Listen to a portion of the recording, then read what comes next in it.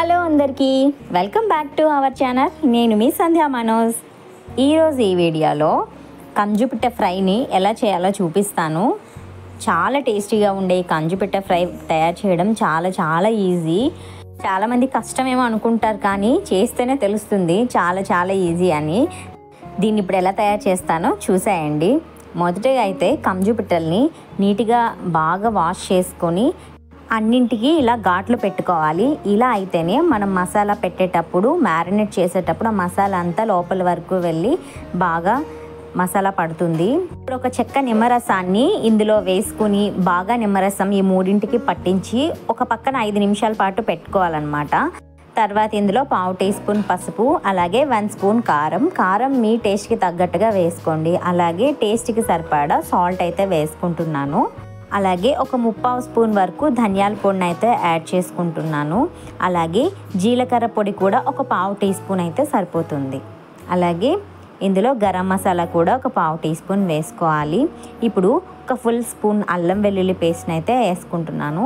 And ఇందులో 1 spoon వరకు cornflour, అలాగే 1 స్పూన్ వరకు బియ్యపిండి వేసుకుని 2 స్పూన్స్ వరకు ఆయిల్ వేసుకోవాలి. ఇప్పుడు ఈ మసాలా అంతటిని బాగా కలిపి కంజుపిట్టలకి బాగా మసాజ్ చేస్తూ వీటికి బాగా పట్టించాలి. బాగా మసాజ్ చేస్తేనే మూలల మసాలా వెళ్ళి బాగా ఫ్రై అయ్యి తినడానికి బాగుంటుంది. ఇప్పుడు వీటిని ఒక హాఫ్ అన్ అవర్ పాటు పక్కన పెట్టేయాలి. ఇప్పుడు ఒక ప్యాన్ని వేడి చేసుకొని అందులో కొద్దిగా ఎక్కువ ఆయిల్ వేసుకోవాలి. ఇవి మొత్తం ఫ్రై అవ్వడానికి మునిగేంత వరకు అవసరం లేదు, ఈ మాత్రం ఆయిల్ అయితే సరిపోతుంది. ఇప్పుడు ఆయిల్ కొద్దిగా వేడెక్కాక ఈ 3 కంజుపిట్టల్ని కూడా ఇలాగా వేసుకోవాలి. ఇందులో వేసుకున్న తర్వాత మీడియం టు లో ఫ్లేమ్లో బాగా ఫ్రై చేసుకోవాలి. ఇవి వేగడానికి నాకైతే సుమారు 20 నుంచి 25 నిమిషాలు పట్టింది అంతే. సో ఇదిగోండి, ఈ ఒక వైపు అంతా ఫ్రై అయిపోయింది. ఇప్పుడు అన్నింటినీ ఇలా రివర్స్ చేసుకుంటున్నాను. రెండో వైపు మంచిగా అలాగే ఫ్రై చేసుకోవాలన్నమాట. సో దీనికి ఆయిల్ కూడా ఎక్కువ పీల్చలేదు.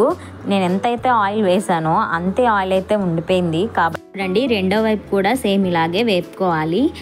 ఖచ్చితంగా మీడియం టు లో ఫ్లేమ్లోనే నిదానంగా వేపుకోవాలి. హై ఫ్లేమ్ అస్సలు పెట్టకూడదు, అలా అయితే మాడిపోతాయి, లోపల ఉడకదు సరిగ్గా. ఇప్పుడు చూడండి, పర్ఫెక్ట్గా ఉడికిపోయాయి 2 వైపులా కూడాను. నేను వీడియోలో చూపించలేదు, కానీ మధ్యలో మూత పెట్టుకుంటూ కలుపుతూ ఫ్రై చేసుకోవాలి. అంతేనండి, చాలా సింపుల్గా ఈజీగా తయారు చేసుకోవచ్చు. దీనికి ఎక్కువ పెద్దగా కష్టపడాల్సిన అవసరం కూడా లేదు.